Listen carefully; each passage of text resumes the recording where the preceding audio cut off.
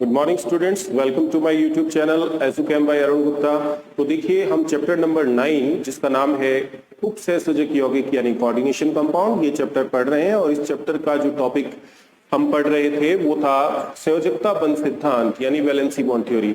अभी तक valency bond theory के 2 वीडियो लेक्चर हम बना चुके हैं, वीबीटी पार्ट फर्स्ट और वीबीटी पार्ट सेकंड के नाम से।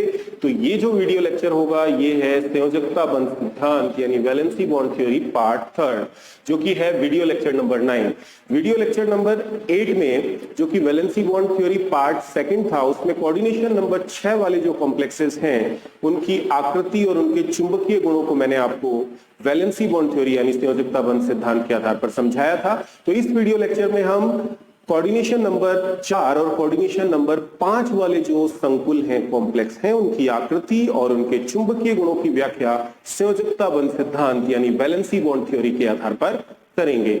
अगर आपको ये वीडियो लेक्चर पसंद आए तो प्लीज वीडियो को लाइक कीजिए, चैनल को सब्सक्राइब कीजिएगा।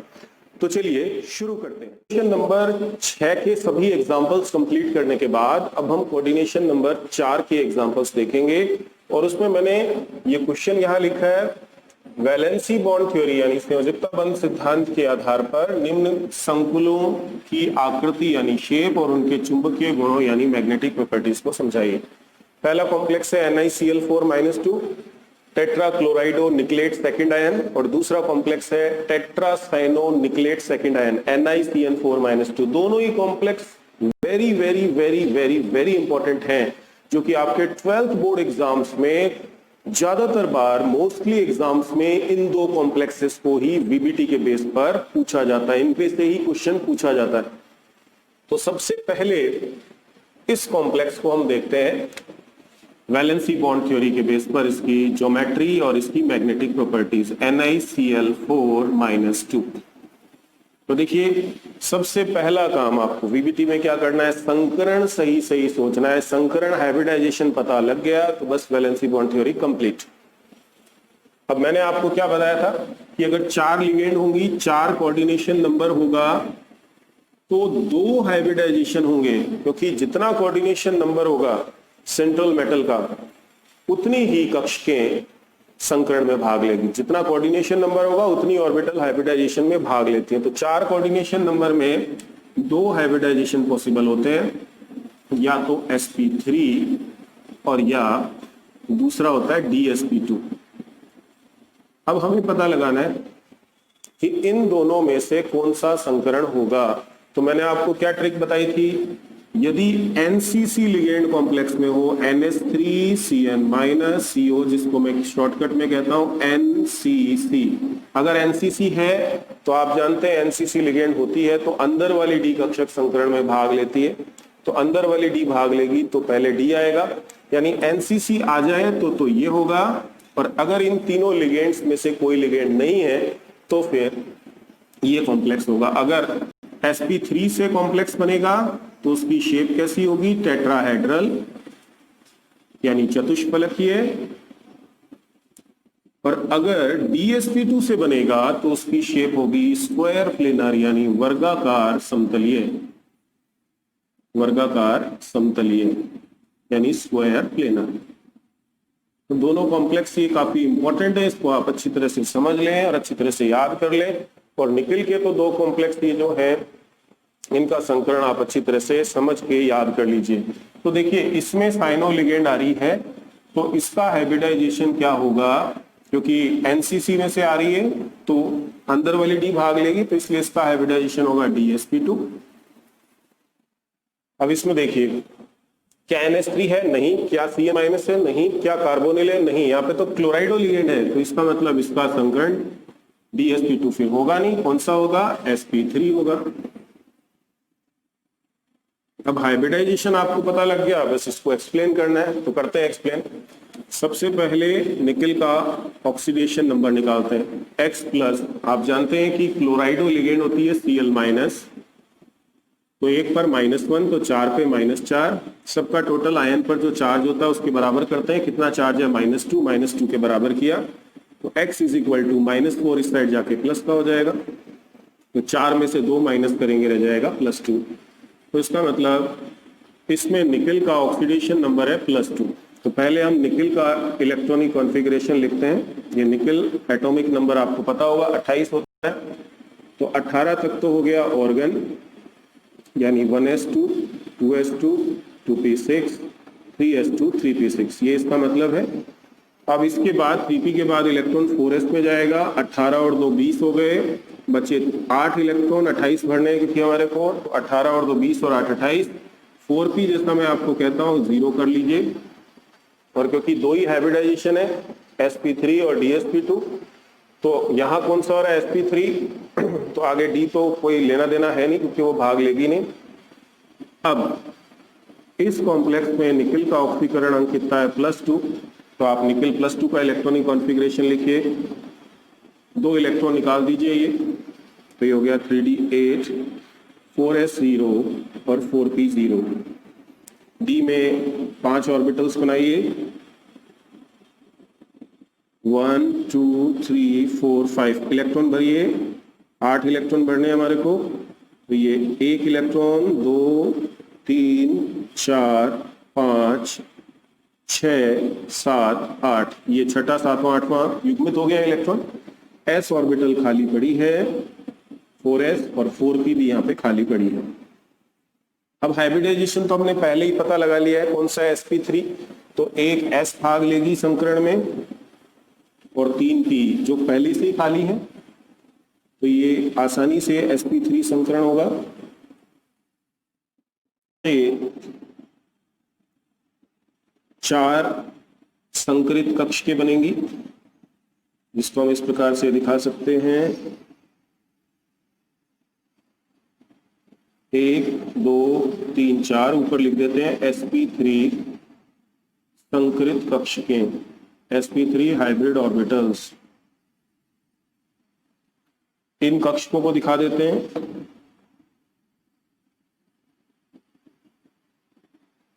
एक 2 3 4 5, ये 3D है, इलेक्ट्रॉन फिल कर देते हैं, 1 2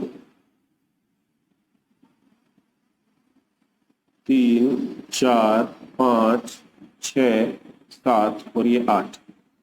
अब देखिए यहाँ पे लिगेंड है Cl-, तो ये क्लोराइडो लिगेंड अपना लॉन पेयर इन रिक्त कक्षकों को प्रदान करेगी और उसके साथ, यानी डोनेट करेगी और उसके साथ उपसहसंयोजक बंध बना लेंगे। तो ये इलेक्ट्रॉन पेयर इसने दिया, ये इसने दिया, ये इसने दिया और ये इसने दिया। तो निकेल +2 के साथ 4 क्लोराइडो लिगेंड जब जुड़ जाएंगी तो ये कॉम्प्लेक्स बन जाएगा NiCl4-2। अब क्योंकि ये जो कॉम्प्लेक्स बना है, तो ये कौन से संकरण से बना है, कौन से हाइब्रिडाइजेशन से, sp3, और हम जानते हैं sp3 संकरण से बनने वाली जो स्पीसीज होती है उसकी शेप टेट्राहेड्रल होती है। तो इस प्रकार से ये कॉम्प्लेक्स की शेप बन जाएगी।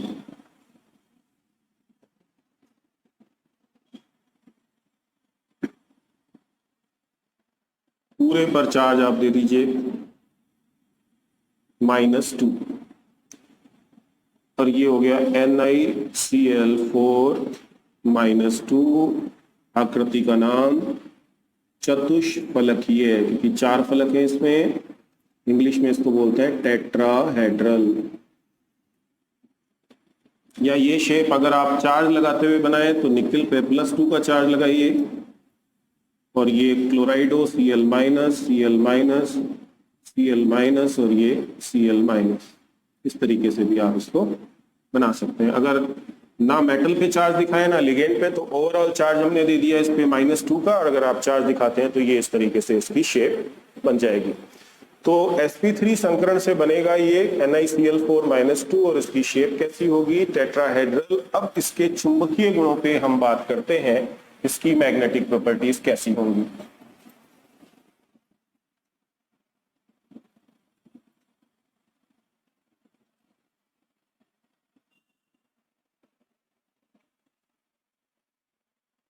तो देखिए मैग्नेटिक प्रॉपर्टीज यानी चुंबकीय गुण, तो आप देख सकते हैं, क्या देख सकते हैं कि ये जो कॉम्प्लेक्स बना कौन से हाइब्रिडाइजेशन से बना, sp3 से बना, और बनने के बाद भी इसमें आपको यहाँ ये 2 अयुग्मित इलेक्ट्रॉन दिखाई दे रहे हैं, इसलिए अनुचुंबकीय प्रकृति का होगा। तो आप लिखेंगे क्योंकि इस संकुल आयन यानी NiCl4-2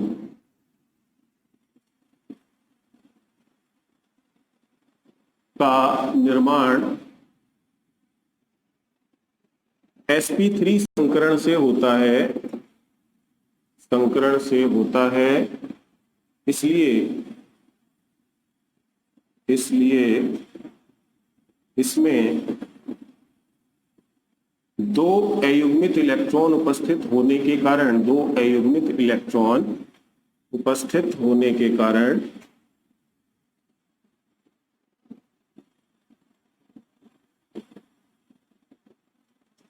यह अनुचुंबकीय प्रकृति का होता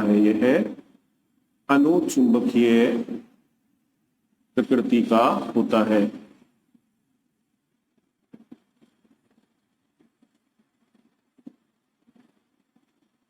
वह इसके चुंबकीय आघूर्ण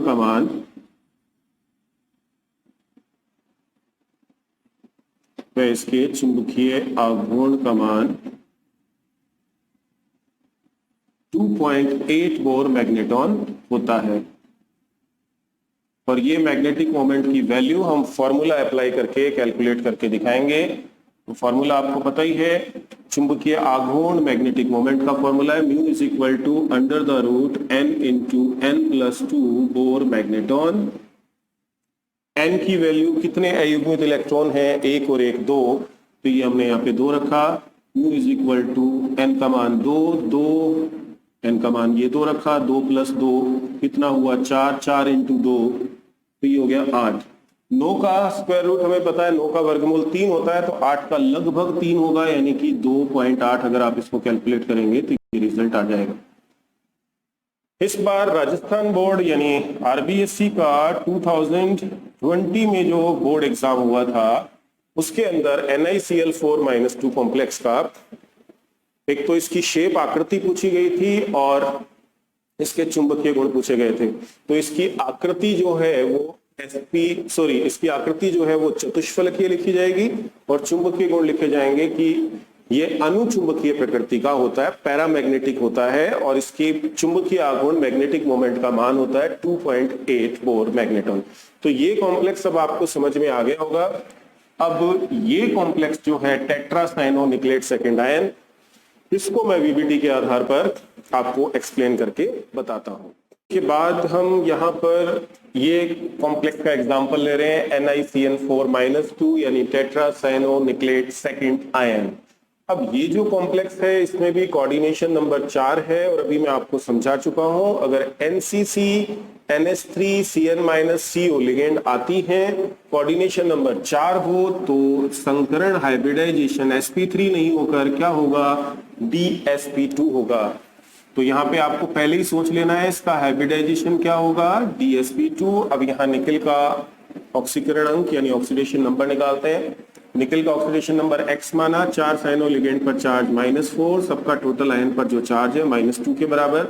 -4 इधर आके प्लस का हो जाएगा, तो x इज इक्वल टू 4-2, 4-2 मतलब +2, यानी कि इस कॉम्प्लेक्स में भी निकल +2 ऑक्सीडेशन स्टेट में है।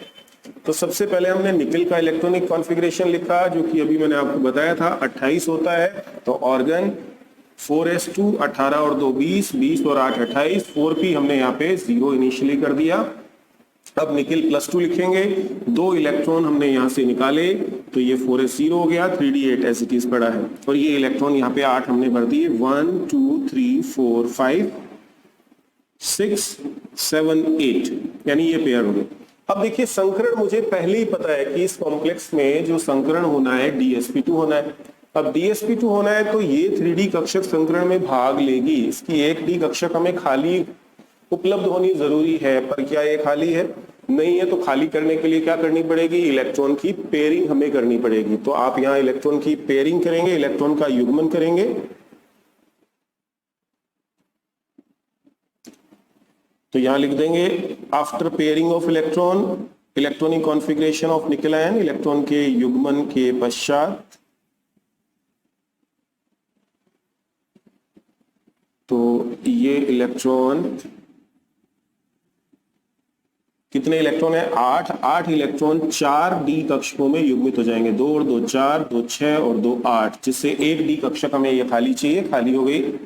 4s पहले ही खाली थी और ये 4p पहले ही खाली थी। अब क्योंकि 4 ही लिगेंड जुड़ी हुई हैं, 4 कक्षकों को संकरण में भाग लेना, 1 डी 1 s 2 p, तो ये एक डी कक्षक यहां से संकरण में भाग लेगी, 1 डी 1 s और 2 p, क्योंकि संकरण dsp2 ही हमें करना है। ये 3d है, ये 4s है और ये 4p है, तो यहां लिख देंगे dsp2 संकरण। और इस संकरण से ये जो 4 कक्षकें बनेंगी, जिसे हम dsp2 संकरित कक्षकें कहेंगे, 1 2 3 4, और प्रत्येक संकरित कक्षक को यहाँ लिगेंड कौन सी है? Cn माइनस साइनो, तो ये साइनो लिगेंड अपना लॉन पेयर इसको डोनेट करके प्रत्येक साइनो लिगेंड एक dsp2 संकरित कक्षक के साथ कोऑर्डिनेशन बॉन्ड यानी उपसर्जक बंध बना लेगी। ये इलेक्ट्रॉन पेयर को हम क्रॉस से या 2 डॉट से शो कर सकते हैं। तो निकल +2 के साथ 4 साइनो लिगेंड जुड़ेंगी, तो इस पे चार्ज +2 है, निकल +2 पे 4 साइनो पे -4, तो दोनों को ऐड करेंगे, ओवरऑल चार्ज -2 होगा, तो जिससे ये कॉम्प्लेक्स बन जाएगा NiCN4 -2। यहाँ पे डी कक्षकें जिन्होंने संकरण में भाग हाइब्रिडाइजेशन में पार्टिसिपेट नहीं किया उसको आप दिखा दीजिए। 1 2 3 एंड 4, 2 इलेक्ट्रॉन इसमें थे, 2 और 2 4, 2 6, सॉरी एक मैंने यहाँ पे एक्स्ट्रा ऑर्बिटल बना दी है, 4 ही है ये, तो ये 2 2 4 2 6 और 2 8, ये 3d ऑर्बिटल्स। और निकल +2 से ये साइनो लिगेंड जुड़ जाएंगी, तो ये कॉम्प्लेक्स बन जाएगा NiCN4 -2। अब इसके चुंबकीय गुण, क्योंकि आपने देखा इस कॉम्प्लेक्स का फॉर्मेशन dsp2 संकरण से हुआ, इसका निर्माण dsp2 संकरण से हुआ, और जब ये बना तो डी कक्षकों में इलेक्ट्रॉन का युग्मन हो गया। 8 इलेक्ट्रॉन थे, सारे के सारे इलेक्ट्रॉन युग्मित हो गए, कोई अयुग्मित इलेक्ट्रॉन नहीं बचा, इसलिए यह प्रतिचुंबकीय प्रकृति का होता है। और आप जानते हैं प्रतिचुंबकीय पदार्थों के मैग्नेटिक मोमेंट यानी चुंबकीय आघूर्ण का मान 0 आता है, तो इसका मैग्नेटिक मोमेंट 0 आ गया। अब ये आंतरिक कक्षक संकुल है या निम्न चक्रण संकुल है, इनर ऑर्बिटल कॉम्प्लेक्स है या लो स्पिन कॉम्प्लेक्स क्यों है? क्योंकि इस संकुल के बनते समय सेंट्रल मेटल जो है निकल +2, उसकी आंतरिक डी कक्षक ने संकरण में भाग लिया, अंदर वाली डी कक्षक ने 3d या जिसे हम जनरली कहते हैं n-1d, इसने संकरण में भाग लिया। तो इसलिए ये किस प्रकार का कॉम्प्लेक्स है? आंतरिक कक्षक संकुल या निम्न चक्रण संकुल, क्योंकि इन संकुलों के बनते समय डी कक्षकों में इलेक्ट्रॉन का युग्मन होने से इनके चुंबकीय आघूर्ण का मान काफी कम हो जाता है या 0 हो जाता है, इसलिए पहले ही बता चुका हूं मैं आपको, उन्हें निम्न चक्रण संकुल कहा जाता है। अब dsp2 संकरण से बना है, तो इसलिए इसकी आकृति इस प्रकार वर्गाकार समतलीय यानी स्फीयर प्लेनर होगी। जो भी संकुल dsp2 से बनते हैं उनकी आकृति कैसी होती है? वर्गाकार समतलीय। तो आपने यहां पर इस एग्जाम्पल को समझा, तो ये एग्जाम्पल भी आपको अच्छी तरह से समझ में आ गया होगा। और 4 में एक एग्जाम्पल मैं आपके सामने और लेना चाहूंगा, वो है ये कॉम्प्लेक्स NiCO4 यानी टेट्रा। इसका आईपीसी नेम अगर हम लिखें तो आईपीसी नेम होगा टेट्रा कार्बोनिल निकल और ऑक्सीडेशन नंबर 0। ऑक्सीडेशन नंबर निकाल के देखते हैं। निकल का ऑक्सीकरण अंक निकालना है, x माना CO लिगेंड जो होती है वो उदासीन होती है, तो इसलिए इस पर चार्ज 0 होगा। और क्योंकि ये एक यौगिक है, कंपाउंड है, इसलिए सबके ऑक्सीकरण अंक का योग कंपाउंड होता है, तो किसके बराबर करते हैं? 0 के बराबर कीजिए, तो x की वैल्यू भी 0 आ गई, यानी इस कॉम्प्लेक्स में निकल का ऑक्सीकरण अंक है 0। तो देखिए सबसे इंपॉर्टेंट बात, इस कॉम्प्लेक्स में हमारी ट्रिक के अकॉर्डिंग, क्योंकि मैंने आपको क्या बताया, अगर NCC लिगेंड होती है NH3Cn-CO, तो यहां पे संकरण कौन सा होना चाहिए? 2 चॉइस है, sp3 या dsp2। अब NCC क्योंकि CO आ रही है, तो पहले D कक्षक संकरण में अंदर वाली डी भाग लेगी, तो हिसाब से इसका हाइब्रिडाइजेशन क्या होना चाहिए, DsP2 होना चाहिए, लेकिन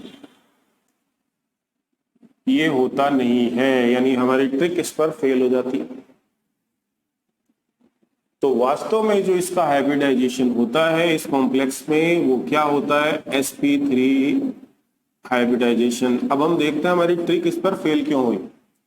तो सबसे पहले निकेल का इलेक्ट्रॉनिक कॉन्फ़िगरेशन लिखते हैं। ऑर्गन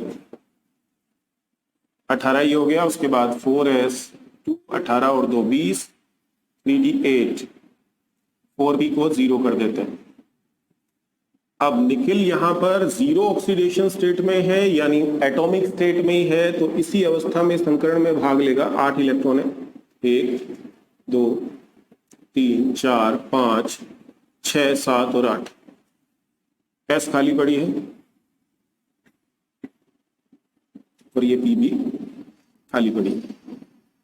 अब आप सोचिए, क्या इसमें ये संकरण संभव हो सकता है? क्या DsP2 संकरण हो सकता है? क्या DsP2 करवाने के लिए एक डी कक्षक खाली करनी पड़ेगी। DsP2 संकरण अगर हमें करवाना है तो इसमें एक डी कक्षक खाली करनी पड़ेगी, और एक डी कक्षक खाली करने के लिए, क्योंकि यहाँ पे S में भी आप देख रहे हैं ये 4s2 है, तो S में भी 2 इलेक्ट्रॉन है, तो 2 इलेक्ट्रॉन है, तो एक तो ये S खाली होनी चाहिए, P खाली पड़ी है, क्योंकि DsP2 तभी होगा एक D खाली हो, S भी खाली हो और P भी खाली हो। P चलिए खाली है, तो हमें S भी खाली करनी है और D भी खाली करनी है। तो क्या हो सकता है, हो यही सकता है कि ये 2 इलेक्ट्रॉन यहाँ D में चले जाएं, तो D में 2 इलेक्ट्रॉन आएंगे, तो D8 से ये क्या हो जाएगा, D10 हो जाएगा, और D10 होते ही ये पूरी भर जाएगी, और पूरी भर जाएगी तो आप पूरा युग्मन भी कर दें, पेयर भी कर दें इलेक्ट्रॉन को, तो भी ये D खाली हो ही नहीं सकती है। तो इसलिए इसमें DsP2 हाइब्रिडाइजेशन की कोई पॉसिबिलिटी ही नहीं है, तो इसलिए इसमें हमारी ये ट्रिक फेल होती है एनसीसी वाली, और इसमें DsP2 हाइब्रिडाइजेशन नहीं होता है। कौन सा हाइब्रिडाइजेशन होता है, तो ये एक्सेप्शन के तौर पे आप इसको याद कर लीजिएगा, sp3 होता है। मैं समझा चुका हूं, क्योंकि 2 इलेक्ट्रॉन यहाँ आएंगे तो 8 से 10 हो जाएंगे, तो 2 4 6, यहाँ पे भी 2 यहाँ पे भी 2, तो ये डी खाली हो ही नहीं सकती है, तो इसलिए इसमें DsP2 संकरण नहीं होता है। तो देखिए कैसे होगा, इस S को खाली करने के लिए इलेक्ट्रॉन यहाँ आएंगे, तो 8 से इसमें 10 हो जाएंगे, सब में 2 इलेक्ट्रॉन, 2 2 4 2 6 2 8 और 2 10, ये 3D है हमारे। अब ये S खाली हो गई है, 4s, 4p पहले से ही खाली है, तो अब इसमें यही संकरण की संभावना बनेगी कि इसमें कौन सा संकरण हो, कौन सा हाइब्रिडाइजेशन हो, sp3 हाइब्रिडाइजेशन, sp3 संकरण, sp3 संकरण। अब इस हाइब्रिडाइजेशन से 4 sp3 संकरित कक्षकें बनेंगी, 1 2 3 4, यहां हम लिख देंगे उनको sp3 संकरित कक्षकें। लिगेंड है कार्बोनिल, तो कार्बोनिल लिगेंड यहां अपना लोन पेयर देकर इस संकरित कक्षक को अपना लोन पेयर डोनेट करेगी जो कि खाली है, और इसके साथ कोऑर्डिनेशन बॉन्ड बना लेगी। ये इलेक्ट्रॉन हम डी के यहाँ पे एज इट इज शो कर देते हैं, 1 2 3 4 5, 2 2 4 2 6 2 8 और 2 10, और निकेल के साथ 4 कार्बोनिल लिगेंड जुड़ेगी, तो ये कॉम्प्लेक्स हो जाएगा NiCO4। अब क्योंकि ये कौन से संकरण से बना है, sp3 से, तो इसलिए इस कॉम्प्लेक्स की जो शेप होगी वो टेट्राहेड्रल होगी, इस प्रकार से NiCO4 टेट्राहेड्रल शेप, यानी चतुष्फलकीय आकृति, चतुष्फलकीय टेट्राहेड्रल।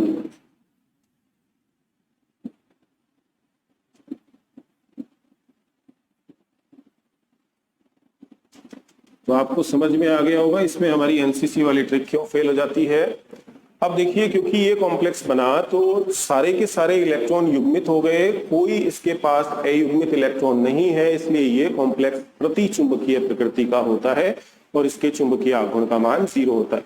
निकेल के ये कॉम्प्लेक्स जो हैं ये बहुत ही इंपॉर्टेंट हैं तो मैं आपको ये सजेस्ट करूंगा कि इन कॉम्प्लेक्स के हाइब्रिडाइजेशन, इनके मैग्नेटिक प्रॉपर्टीज आप अच्छी तरह से याद कर लीजिए। इसलिए मैंने टेबल बनाई है। NiCl4-2 संकरण sp3 से बना तो आकृति चतुष्फलकीय होगी। 2 अयुग्मित इलेक्ट्रॉन इसके पास होते हैं, इसलिए इसका चुंबकीय आघूर्ण आएगा 2.8 बोर मैग्नेट्रॉन। कैसे वो मैं एक्सप्लेन कर चुका हूं। NiCl4-2 DsP2 से बनेगा, इसलिए इसकी शेप स्क्वायर प्लेनर होगी, यानी वर्गाकार समतलीय है, और ये प्रतिचुंबकीय होगा क्योंकि इसमें कोई भी अयुग्मित इलेक्ट्रॉन, अनपेयर्ड इलेक्ट्रॉन नहीं होगा, इसलिए कैसा होगा, प्रतिचुंबकीय यानी डायामैग्नेटिक।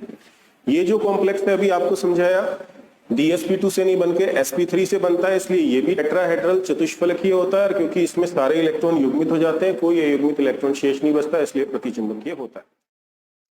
तो देखिए कोऑर्डिनेशन नंबर 4 के 2 कॉम्प्लेक्स हम आपको एक्सप्लेन कर चुके हैं, NiCl4-2 और NiCl4-2। अब कोऑर्डिनेशन नंबर 4 का एक कॉम्प्लेक्स है Mn यानी मैंगनीज, Br4 यानी ब्रोमाइडो लिगेंड -2। तो क्वेश्चन आप पढ़ रहे हैं कि VBT यानी कि संयोजकता बंध सिद्धांत के आधार पर MnBr4-2 संकुल की आकृति की व्याख्या कीजिए यदि इसके चुंबकीय आघूर्ण का मान कितना हो, 5.9 बोर मैग्नेट्रॉन। तो अब क्वेश्चन हमारे सामने है कि इस कॉम्प्लेक्स का चुंबकीय आघूर्ण हमें बताया गया है कितना, 5.9 बोर मैग्नेट्रॉन है। तो आपको यह बताना है कि इसकी आकृति कैसी होगी। अब देखिए इस क्वेश्चन का आंसर हम कैसे देंगे।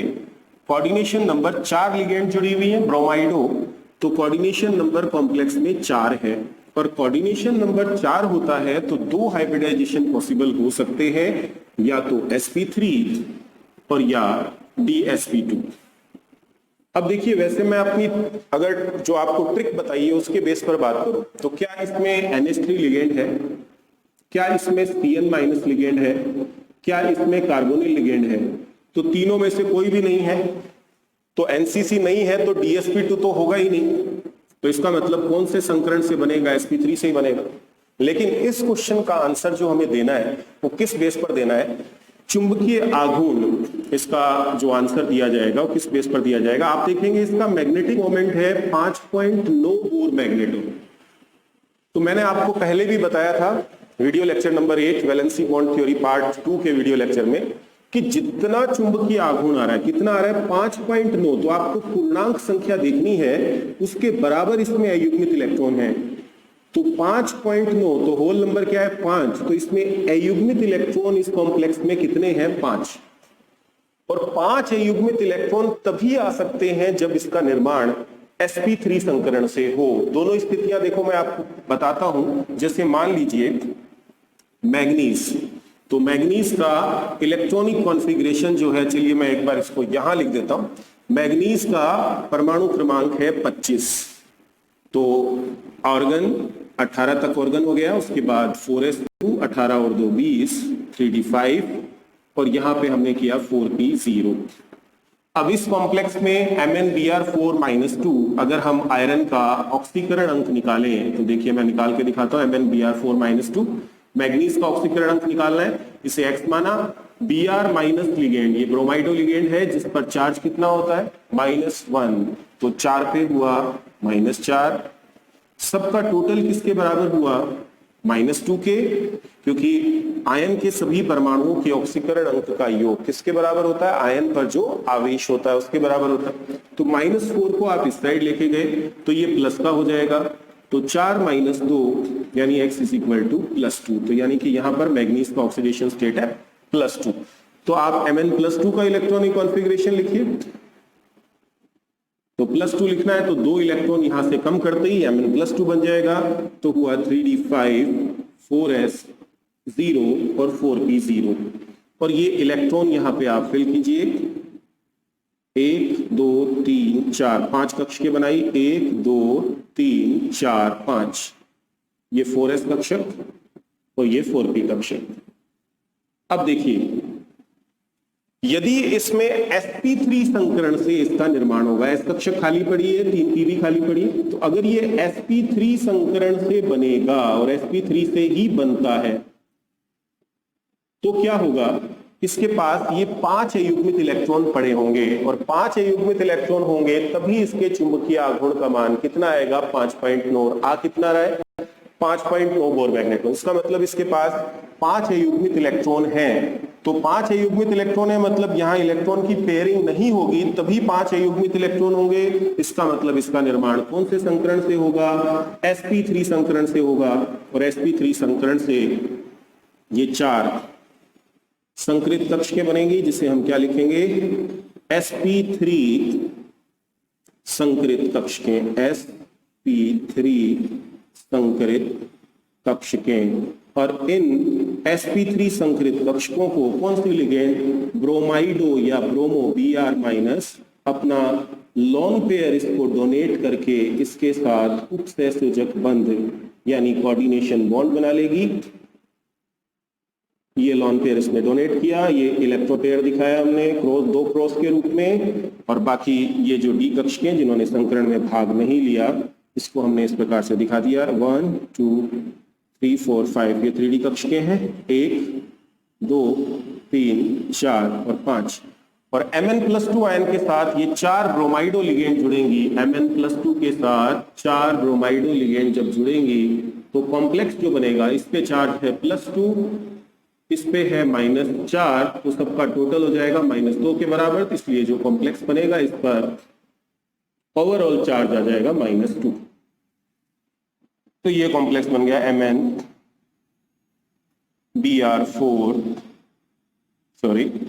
Mn, इसको ब्रैकेट पे बंद करने की जरूरत नहीं है क्योंकि मोनो एटॉमिक लिगेंड है, एक परमाणु लिगेंड है। तो ये कॉम्प्लेक्स यहां बन जाएगा क्योंकि संकुल कौन से संकरण से बना है sp3, तो sp3 से बना है तो इसलिए इसकी आकृति कैसी होगी आप जानते हैं कि जो संकुल sp3 संकरण से बनते हैं उनकी आकृति होती है चतुष्फलकीय यानी टेट्राहेड्रल। तो मैग्नीज के साथ ये ब्रोमाइडो लिगेंड जुड़ जाएंगी और ओवरऑल चार्ज आप अगर आप ना तो मेटल पे चार्ज दिखाते हैं ना लिगेंड पर, तो ये तरीका रहता है आप पूरे को ब्रैकेट में बंद कीजिए और ओवरऑल चार्ज इस पे दिखा दीजिए। तो ये MnBr4 -2 जो कॉम्प्लेक्स है कैसी इसकी आकृति होगी चतुष्फलकीय, जिसको इंग्लिश में क्या बोलते हैं टेट्राहेड्रल। और अगर आप चार्ज इस पर दिखाते हैं तो Mn+2 पे चार्ज दिखाइए मैग्नीज पे और ब्रोमाइडो लिगेंड पे भी चार्ज इस प्रकार दिखा दीजिए ब्रोमाइडो Br-, Br-, Br- और Br-, ये कोऑर्डिनेशन बॉन्ड बना दीजिए। तो sp3 संकरण से बना इसलिए इसकी आकृति कैसी होगी चतुष्फलकीय। अब हम विचार करते हैं dsp2 संकरण इसमें संभव क्यों नहीं हुआ। अगर ये dsp2 से बनता, वैसे बनता नहीं है, तो dsp2 संकरण से आप जानते हैं जो संकुल बनता है उसकी शेप कैसी होती है वर्गाकार समतलीय, जैसी NiCN4-2 आयन की होती थी टेट्रासाइनो निकलेट सेकेंड आयन। अभी हमने पढ़ा था प्रति चुंबकीय प्रकृति का यह कॉम्प्लेक्स होता है और ये जो शेप है ये कैसी है वर्गाकार समतलीय यानी कि स्क्वायर प्लेनर। लेकिन ये कॉम्प्लेक्स dsp2 से नहीं बनता। अब आप कहेंगे पता कैसे लगा, चलिए ट्रिक को भूल जाइए, dsp2 से क्यों नहीं बना।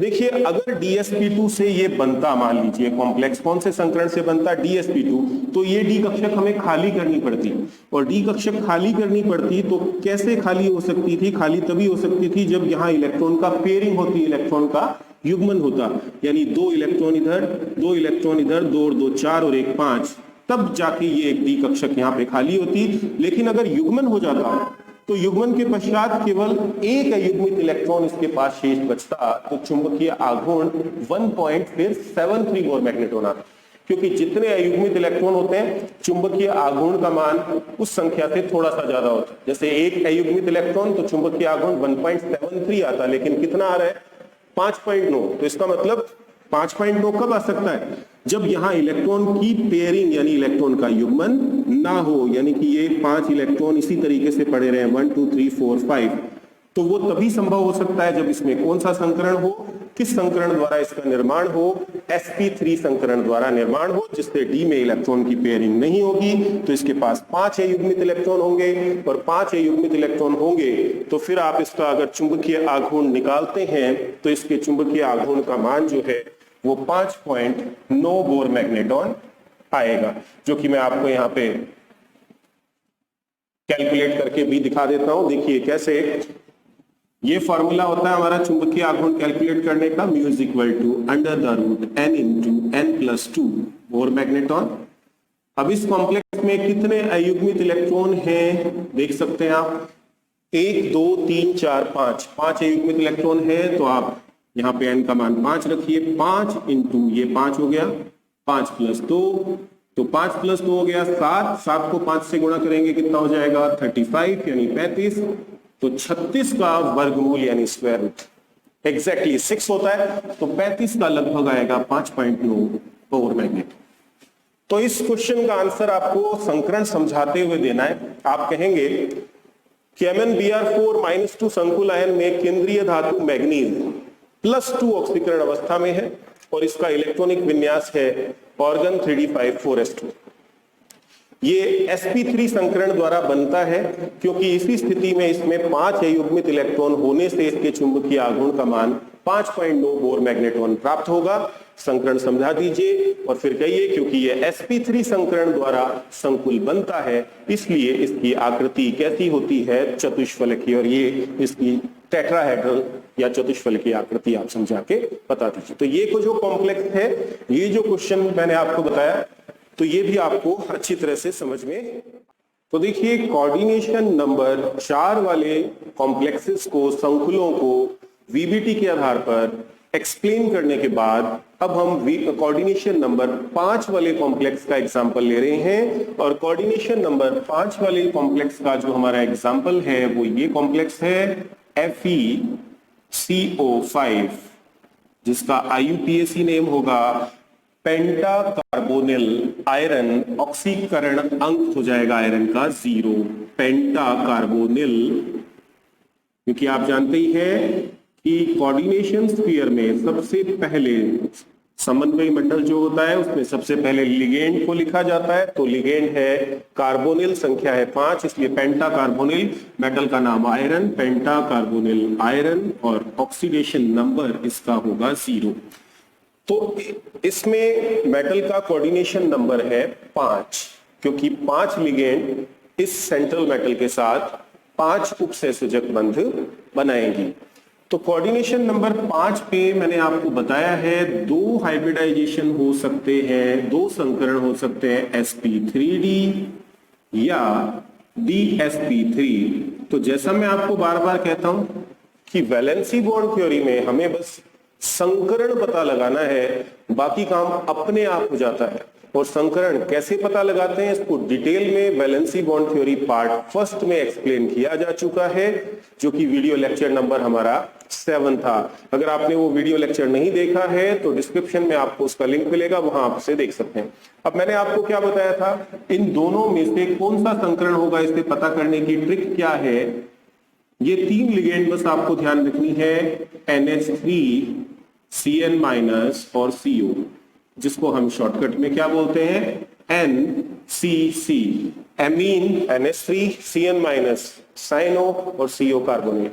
अगर कॉम्प्लेक्स में इन तीनों में से कोई लिगेंड अगर आ रही है तो ये वाला संकरण होगा जिसमें D पहले लिखा है, और अगर इन तीनों में से कोई भी लिगेंड नहीं आ रही है तो ये संकरण होगा जिसमें D बाद में लिखा है। तो देखिए क्या एनसीसी में से कोई लिगेंड आ रही है, तो बिल्कुल यहां कार्बोनिल लिगेंड है, और कार्बोनिल लिगेंड अगर है तो कौन सा संकरण होगा जिसमें अंदर वाली डी कक्षक संकरण में भाग लेगी, आंतरिक डी कक्षक संकरण में भाग लेगी। जो अंदर वाली डी कक्षक संकरण में भाग लेती है तो संकरण में डी पहले लिखा होता है, तो एनसीसी आ रही है तो हमें संकरण पता लग गया कि इसका संकरण जो है वो DsP3 हाइब्रिडाइजेशन यानी DsP3 संकरण होगा। तो बस सबसे इंपॉर्टेंट काम हमारा ये हो गया। अब इसके बाद हम आयरन का ऑक्सीडेशन नंबर निकालेंगे। तो आयरन का ऑक्सीडेशन नंबर हमें निकालना है, इसका ऑक्सीडेशन नंबर हमने x माना, तो x प्लस ये कार्बोनिल लिगेंड उदासीन लिगेंड है, इस पर कोई आवेश नहीं होता है तो इसका चार्ज 0 हो गया, तो x प्लस 0 बराबर 0, क्योंकि कंपाउंड है, यौगिक है, और यौगिक के सभी परमाणु के ऑक्सीकरण अंक का योग किसके बराबर होता है? 0 के बराबर होता है। तो हमने x ये इसका ऑक्सीकरण अंक माना आयरन का, कार्बोनिल लिगेंड पर कोई आवेश नहीं है इसलिए इसका चार्ज हो गया 0 और सबका टोटल 0 के बराबर किया क्योंकि ये कंपाउंड था और यौगिक के सभी परमाणुओं के ऑक्सीकरण अंक का योग 0 के बराबर होता है। तो x प्लस 0 बराबर 0, तो x बराबर हो गया 0, यानी इस कॉम्प्लेक्स में आयरन शून्य ऑक्सीकरण अवस्था में है, 0 ऑक्सीडेशन स्टेट में। तो इसके बाद आपको पता है हम क्या करते हैं, हम आयरन का यहाँ पर इलेक्ट्रॉनिक कॉन्फ़िगरेशन लिखेंगे। आयरन का परमाणु क्रमांक 26 है, तो 18 तक मैंने ये ऑर्गन लिखा, इसका मतलब है 1s2 2s2 2p6 3s2 3p6। 3p के बाद इलेक्ट्रॉन 4s में गया, 4s2, यहां तक हुए इलेक्ट्रॉन 18 और 2 20, 26 इलेक्ट्रॉन भरने हैं। तो उसके बाद 3d में इलेक्ट्रॉन जाएगा, 3d 6, 18 और 2 20, 20 और 6 26। इलेक्ट्रॉन 4s में पहले भरा गया है, 3d में बाद में, लेकिन लिखा पहले 3d को जाएगा और बाद में 4s को। जैसा मैं आपको कहता हूं आगे 4p कक्षक खाली पड़ी है, तो किसी भी कॉम्प्लेक्स में संकुल में संकरण समझाना हो तो इस 4p को तो आप 0 कर ही लिखिए, और संकरण हमें पता है कौन सा है, dsp3, तो उस संकरण में अंदर वाली 3d कक्षक बाहर भाग लेगी, ये बाहर वाली 4d भाग नहीं लेगी। तो इसलिए यहां पर हम इस 4d को नहीं लिख रहे हैं क्योंकि हमें पता है कि यहाँ पर जो संकरण है dsp3 है और उसमें आंतरिक d कक्षक 3d कक्षक संकरण में भाग लेगी। अब क्योंकि आयरन इस कॉम्प्लेक्स में 0 ऑक्सीडेशन स्टेट में है, तो उदासीन अवस्था में ही है, तो बस इसी अवस्था में इसका इलेक्ट्रॉनिक विन्यास यहाँ पे लिखना है। अब 3d कक्षक d में कितनी कक्षकें होती हैं? 5, तो हमने 5 कक्षकें बनाई, 1 2 3 4 5 इलेक्ट्रॉन भरते हैं, 1 2 3 4 5 और ये 6। 4s, ये s में एक कक्षक बनाई, s में कितने इलेक्ट्रॉन होते हैं? 2, तो ये 2 इलेक्ट्रॉन दिखाए। p में कितने इलेक्ट्रॉन होते हैं? 3, तो ये हमने p के 3 इलेक्ट्रॉन यहाँ पे, इसको थोड़ा सा मैं इधर लिख देता हूं, ये 4p0 और ये 3 ऑर्बिटल्स यहाँ पे हमने इसकी बना दी इस प्रकार से। ये खाली कक्षकें हैं। अब देखिए संकरण हमें पहले ही पता है क्या होना है, dsp3। तो dsp3 होने के लिए 3d की एक कक्षक हमें खाली करनी है, s को खाली करना है, और p की 3 कक्षकें तो पहले से ही रिक्त हैं या खाली हैं। तो ऐसा हम क्या करें जिससे 3d की एक कक्षक खाली हो जाए और साथ ही साथ 4s की भी कक्षक खाली हो जाए।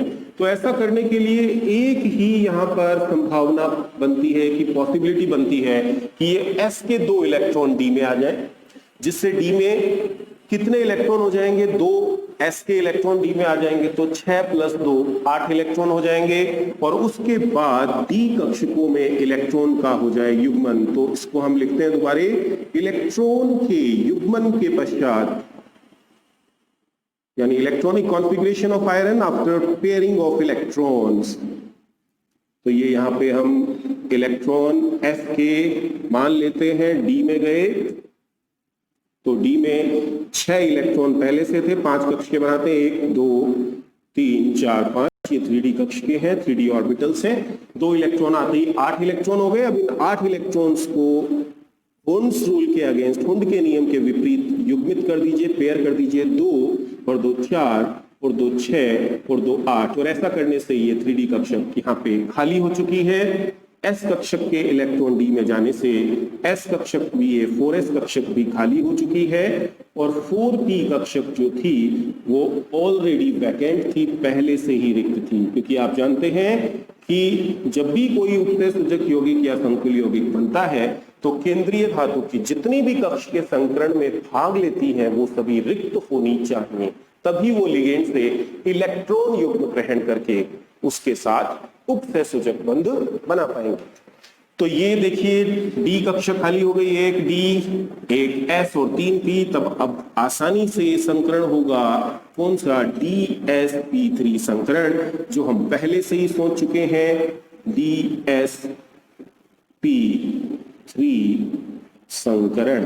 DsP3 hybridisation. अब इस संकरण से 5 संकरित कक्षकें बनेगी, क्योंकि संकरण में जितनी कक्षकें भाग लेती हैं उतनी ही संकरित कक्षकों का निर्माण होता है। तो 5 कक्षकों ने संकरण में भाग लिया, 5 कक्षकें बनेगी, 1 2 3 4 5। ये ऊपर हम लिख देंगे DsP3 संकरित कक्षकें, DsP3 संकरित कक्षकें। अब प्रत्येक रिक्त संकरित कक्षक को यहाँ पे जो लिगेंड है वो है CO यानी कार्बोनिल। तो कार्बोनिल लिगेंड अपना लोन पेयर यानी एकाकी इलेक्ट्रॉन युग्म प्रत्येक रिक्त संकरित कक्षक को प्रदान करके इसके साथ उपसहसंयोजक बंध बना लेगी। ये हम यहाँ पे 2 क्रॉस से इस इलेक्ट्रॉन पेयर को दिखा देते हैं कि लिगेंड ने अपना लोन पेयर इस संकरित कक्षक को, रिक्त संकरित कक्षक को दिया और इसके साथ आयरन के साथ 5 कार्बोनिल लिगेंड के जुड़ने से अब ये कॉम्प्लेक्स बन जाएगा FeCO5। अब यहाँ पे ऑर्गन को हम एज इट इज दिखा देते हैं और ये जो 4D कक्षकें थी यहाँ पर, इनको यहाँ पे इस प्रकार से दिखा देते हैं। ये 1, ये 2, ये 3, ये 4 3D कक्षक, और ये इनमें 2 इलेक्ट्रॉन इसमें, 2 इसमें, 4, 2 इसमें 6 और 2 इसमें 5। अब इसकी हम शेप या अगर ज्योमेट्री की बात करें तो मैं आपको पहले भी बता चुका हूं कि DsP3 या sp3d संकरण से जो भी कॉम्प्लेक्स बनता है तो उसमें 3 ऑर्बिटल्स जो होती हैं, 3 कक्षकें जो होती हैं, वो इस प्रकार से त्रिभुजाकार या त्रिकोणाकार आकृति बनाती हैं। 120 डिग्री के कोण पर, 120 डिग्री के एंगल पर अरेंज होती हैं। यहाँ पे सेंटर में आयरन होगा, 3 कक्षकें इस प्रकार से यहां पर 3 लिगेंड लगाइए और चौथी जो लिगेंड है वो त्रिभुज के केंद्र के ऊपर इस प्रकार होगी और इसको अगर हम इससे मिला दें, इसको दूसरे कोने से मिला दें, इसको तीसरे कोने से मिला दें तो त्रिभुज के ऊपर एक पिरामिड नुमा संरचना बन जाएगी। और इसी प्रकार जो 5वीं कक्षक है, संकरित कक्षक है, वो इस प्रकार होगी, वहां पे लिगेंड बंधित हो जाएगी और उसको भी त्रिभुज के तीनों कोनों से मिला दें तो त्रिभुज के नीचे एक पिरामिड बन जाएगा। तो एक पिरामिड त्रिभुज के ऊपर बनेगा, एक पिरामिड ट्रायंगल या त्रिभुज के नीचे बनेगा। इसलिए इस आकृति को त्रिकोणीय द्विपिरामिडीय आकृति कहा जाता है। पेपर पर हम इसको इस प्रकार से दिखाएंगे, ये कार्बोनिल लिगेंड यहाँ लगा दीजिए, ये कार्बोनिल लिगेंड यहाँ लगा दीजिए और इस प्रकार ये जो कॉम्प्लेक्स बना FeCO5, तो इसकी आकृति कैसी हुई? त्रिकोणीय द्विपिरामिडीय आकृति, जिसको इंग्लिश में कहा जाता है, हिंदी में त्रिकोणीय द्विपिरामिडीय, trigonal bipyramidal shape, trigonal bipyramidal.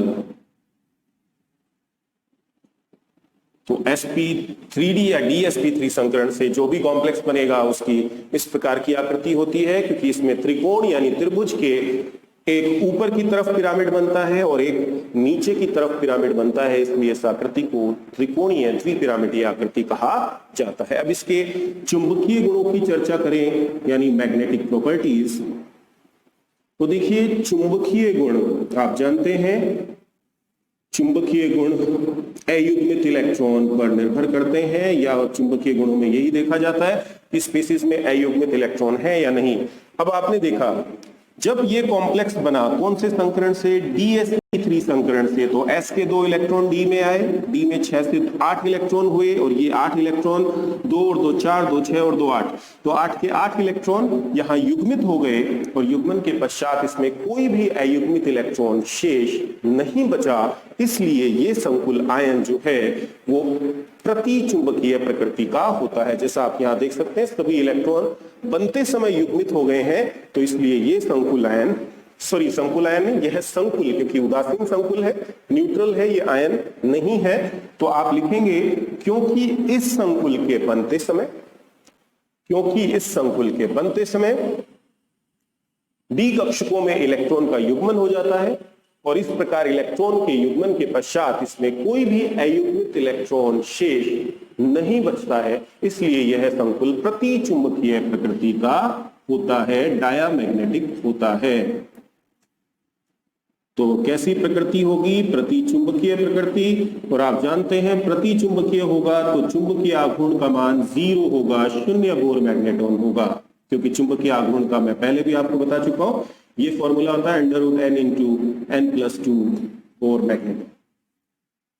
एक चीज और, क्योंकि संकुल के बनते समय आंतरिक डी कक्षक संकरण में भाग ले रही है, 3D कक्षक, आंतरिक डी कक्षक, जिसे हम n-1 डी कक्षक भी कहते हैं, तो इसलिए ये किस प्रकार का संकुल कहलाएगा? ये कहलाएगा आंतरिक कक्षक संकुल। तो ये बात भी आपको ध्यान रखनी है, ये आंतरिक कक्षक संकुल या निम्न चक्रण संकुल भी इन्हें कहा जाता है, लो स्पिन कॉम्प्लेक्स है। वो आपसे पूछा जाए कि भाई FeCO5 जो है वो आंतरिक कक्षक संकुल या निम्न चक्रण संकुल क्यों है, इनर ऑर्बिटल कॉम्प्लेक्स या लो स्पिन कॉम्प्लेक्स क्यों है? तो आप कहेंगे क्योंकि इस संकुल का निर्माण DsP3 संकरण से होता है और इसलिए इसके बनते समय केंद्रीय धातु जो है आयरन, उसकी आंतरिक डी कक्षक 3D कक्षक, आंतरिक डी कक्षक का मतलब 3D कक्षक संकरण में भाग लेती है, इसलिए यह आंतरिक कक्षक संकुल है। और क्योंकि इस संकुल के बनते समय डी कक्षकों में इलेक्ट्रॉन का युग्मन हो जाने से इसका चुंबकीय आघूर्ण बहुत कम यानी 0 हो जाता है, इसलिए यह निम्न चक्रण संकुल भी है।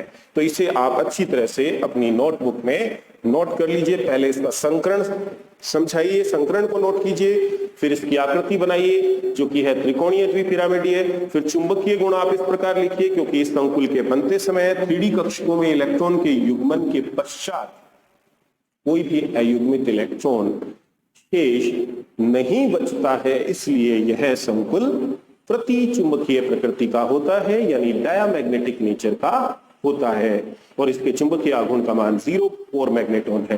क्योंकि इसके बनते समय आंतरिक डी कक्षक संकरण में भाग लेती है, इसलिए यह आंतरिक कक्षक संकुल है। तो कोऑर्डिनेशन नंबर 5 में बस आपको यही एक एग्जांपल याद रखना है।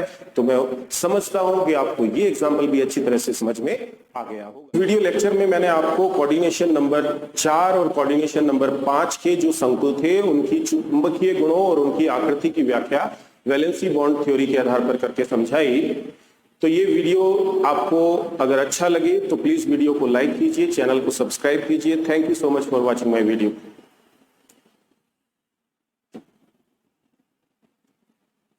अब देखिए लास्ट में हम इसके बाद वैलेंसी बॉन्ड थ्योरी की जो कमियां हैं, ड्रॉबैक्स हैं, वो पढ़ेंगे। वैलेंसी बॉन्ड थ्योरी की कमियां यानी drawbacks of limitations of valency bond theory. तो देखिए सबसे बड़ी लिमिटेशन जो वैलेंसी बॉन्ड थ्योरी की थी वो ये थी कि इस थ्योरी के आधार पर, इस सिद्धांत के आधार पर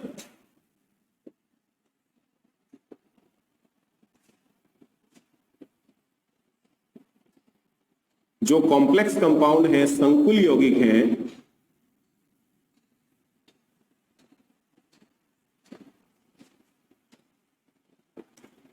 उनके कलर यानी रंग, कलर को नहीं समझाया जा सकता।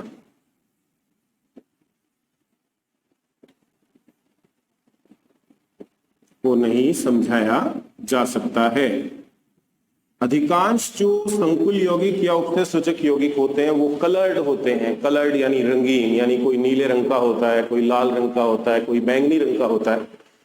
तो ये कलर क्यों आता है? वैलेंसी बॉन्ड थ्योरी इसे समझाने में सक्षम नहीं है। इसके बाद हम एक थ्योरी पढ़ेंगे, क्रिस्टल फील्ड थ्योरी। वो संकुल यौगिकों में रंग क्यों आता है, कलर क्यों उत्पन्न होता है, उसको समझाती है। पर ये थ्योरी इनके कलर्स को एक्सप्लेन करने में कैपेबल नहीं है। अब दूसरी लिमिटेशन ये है कि इस सिद्धांत के आधार पर, इस सिद्धांत के आधार पर यह नहीं समझाया जा सकता है, यह नहीं समझाया जा सकता है कि कब आंतरिक कक्षक संकुल बनेगा। कब आंतरिक कक्षक संकुल बनेगा व कब बाह्य कक्षक संकुल बनेगा। वह कब बाह्य कक्षक संकुल बनेगा।